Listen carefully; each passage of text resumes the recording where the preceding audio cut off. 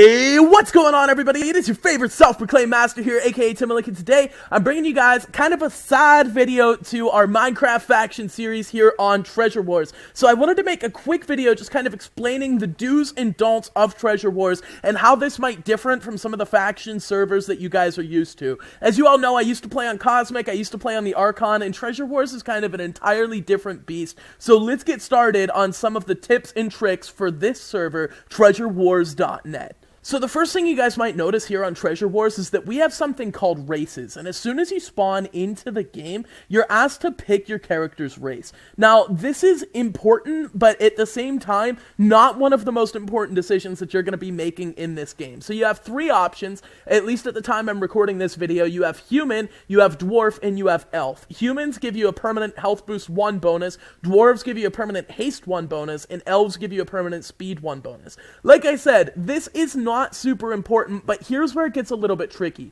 Whenever you're in the war zone, and trust me, on Treasure Wars you're gonna be in the war zone a lot, you cannot hurt members of your own race, and members of your own race cannot hurt you.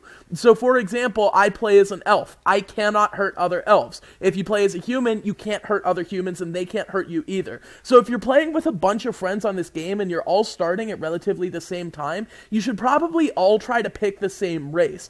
So for example, myself and my stream manager Brayden are two different races. He plays as a human and I play as an elf. So if we're PvPing and I start to get attacked by a human, there's nothing he can do to help me. And if he starts to get attacked by an elf, there's nothing I can do to help him. So we've got to be able to have the same race going on so that we'd be able to PvP the same class of people. And that's really the only thing that makes it important. So you guys might have played on some custom enchant servers before, like Cosmic or the Archon, but I guarantee you've never seen any custom enchants quite like what we've got here on Treasure Wars. All of these signs are different custom enchants that go on different pieces of gear here. And there's no maximum amount of enchants that you can have on a piece of gear. For example, this sword's got like 10 or 11 different custom enchants, and you can see at the bottom in the orange letters, it's got something called slots. And each one of those slots corresponds to one custom enchant that you can have on that piece of gear. So on this one, I can put one more custom enchant on, but here's where it gets tricky. The runes on this, or the custom enchants, have a percent to succeed, a percent to destroy, and a percent to kind of do nothing. So for example, on this rune, it's got a 78% chance to succeed in applying. If it doesn't apply, it'll have a 73% chance to just outright destroy the item. So you've got to be kind of careful when applying these things. And if it doesn't destroy the item is fine, but you lose a slot either way. So having an item with a whole bunch of slots is typically a pretty good thing. And you can even get items in the game called slot crystals, which add 1 extra enchantment slot to a piece of item. So theoretically, you could have every custom enchant you could think of on a piece of gear. And I think that it kind of maxes out at like 15 or 16. So there is really a limit, but I mean, that limit is almost unobtainable, and you can get some really, really good sets. Another thing you guys might notice on this server are these 3 custom NPCs behind me. One is called the Rune Wizard, and what you do with the Rune Wizard is, let's say you have 3 runes that you don't plan on using. As long as they're all the same enchant, you can trade them in at the Rune Wizard for 500 XP to hopefully get yourself something better. Then you have the Clue Scroll Merchant, and this is one of my favorite aspects of this game. Whenever you interact with the Clue Scroll Merchant, you can either purchase a mystery clue scroll or a heroic clue scroll, and either one of these can give you some of the best stuff in the game, whether that be a new class to play as, which are like the heroic G kits from Cosmic. They can give you ranks on the server, or some of the best items in the game, but they can also give you things like cooked fish or ender pearls. So it's really up to you if you want to take these gambles, but they're super fun. Whenever you get a clue scroll, they look a little bit like this. And basically, they'll have a list of tasks. So for example, for this one, I have to craft 16 golden apples. So I would go and do that, and then it would give me another task. And some of these can have like 7 or like 9 or 10 or even like 5. They can have like a bunch of different types of tasks that you've got to do. And whenever you complete a clue scroll, it gives you a randomized reward. And it's typically like 3 items. So for example, I did a clue scroll today live on my stream at twitch.tv/Timalik, and I got a blaze spawner, this rune, and also a zombie spawner. So It's a really, really cool aspect to the game, and you really should do a lot of these. However, some of these can be like unarming players, getting a kill with a pet, getting a 10 kill streak. These things can get really, really intense, and you've got to have these in your inventory whenever you accomplish the task, so that makes it even more dangerous. It's super fun, and it's a great aspect to the game. The last custom NPC is a rift merchant. So from time to time in the game, a rift will open up and a bunch of mobs will spawn, including like a magma lord or some other type of boss. And whenever you take part in killing the boss, you get things called rift tokens, which can be exchanged at this shop to either get crate keys, which you might be familiar from the Archon or some other servers, or some really, really good gear, like this sword, for example, this bow, this axe. A lot of these are super great items, and the only way to achieve them is through kind of closing these rifts. And so this can be a lot of fun, and also whenever you kill one of the bosses, or at least you partake in the kill, you get a mythic loot crate as well, which is really, really great.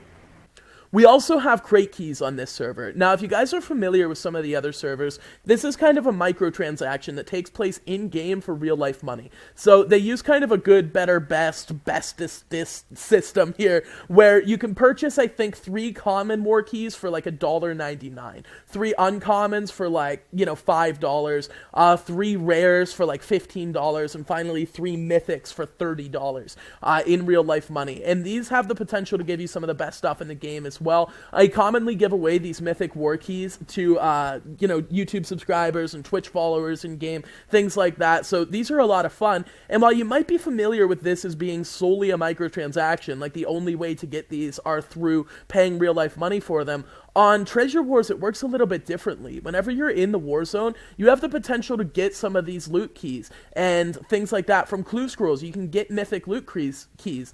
So this isn't kind of a pay to win like you might be used to on some other servers. This is legitimately just a way to expedite your process to playing at the top of the game. And while it might take longer to get these things without paying real life money for them, they're certainly obtainable, and it's not anywhere close to being impossible. So this is really, really good. On Treasure Wars, we also have things called pets, and these guys are items that you keep in your inventory or in your hotbar that have special abilities depending on the pet. So for example, the zombie pet. When kept in your hotbar, you will regain hunger for attacking other players. And while that one might not seem so good, you have things like the elf pet, which spawns elves to fight for you in PvP, which can be a great way to either get away or finish off a kill. You've got things like the goblin pet, which passively collect money and golden apples and put them in your inventory. And then you've got things like the chicken pet that just give you a speed boost, or the nightmare pet, which also spawns different things. These are really cool aspects to the game. Again, these are things that you can buy outright on the server store. You can buy mystery pets and have a chance to get any one of these, or you can win them through war chests, or you could win them through doing clue scrolls and things like that. It's really, really cool and a really awesome way to play the game. On Treasure Wars, we also have classes, and these classes are kind of like G-Kits from Cosmic. If you're unfamiliar with what those are, then these classes, whenever activated, and they're on a 3-day cooldown, will give you the items that kind of correspond to that class. So for example, in the Warrior class, you get gear with the Crushing, Block, Reinforced, and Health Boost runes on them, and things like that. So the more of these classes you get, you can really get some cool stuff. Again, things you can buy on the server store or win legitimately in-game through war keys or anything like that. Let me show you a way really quickly that you guys can get some war keys for yourself.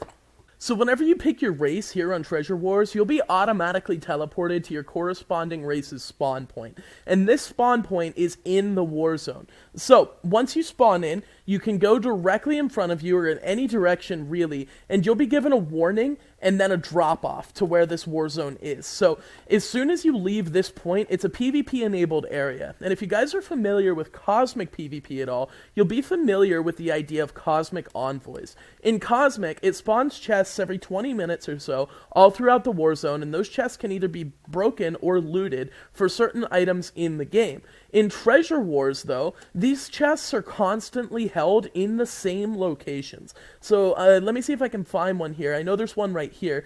And whenever you right-click on one, if it's already been looted, you'll see in my chat that it was looted 15 minutes ago. And these chests run off that same 20 to 25 minute timer. Every 20 to 25 minutes, they'll refill with loot, like this one hasn't been looted.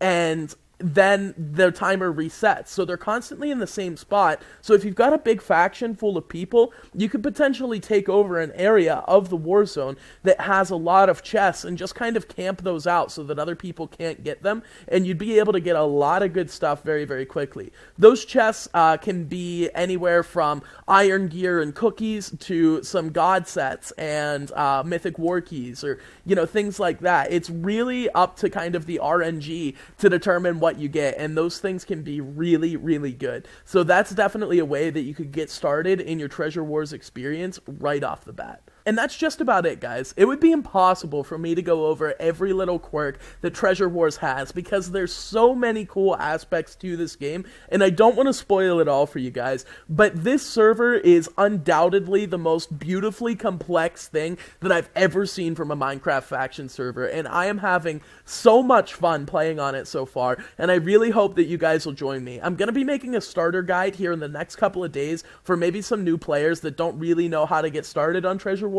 but I hope this video was at least some sort of a learning resource for you. Thank you all so much for watching. Please be sure to leave a like and comment if you enjoyed it, and subscribe to the channel for more factions content. My name is Timalik, and as always, I'll see you all next time. See you guys.